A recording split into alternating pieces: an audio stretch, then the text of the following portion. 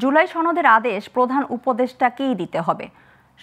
সনদে কোনো note of dissent রাখার সুযোগ নেই বলে মন্তব্য করেছেন এনসিপির আহ্বায়ক নাহিদ ইসলাম।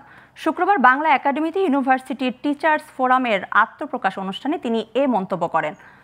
দ্রুত জুলাই সনদের আইনি ভিত্তি দেওয়ার আহ্বান জানিয়ে তিনি বলেন, জুলাই সনদ বাস্তবায়নের পরই নির্বাচনের দিকে এগিয়ে যাবে জাতীয় নাগরিক পার্টি। জুলাই গণ অভ্যুত্থানের অংশীদার সবাইকে পার্লামেন্টে থাকা উচিত বলেও মনে করেন তিনি।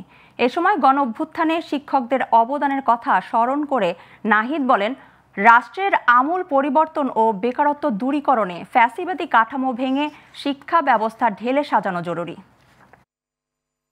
আগামী যে নির্বাচন হবে সেই নির্বাচনে গণ অভ্যুত্থানের অংশীদার যারা তাদের সকলেই পার্লামেন্টে থাকা উচিত।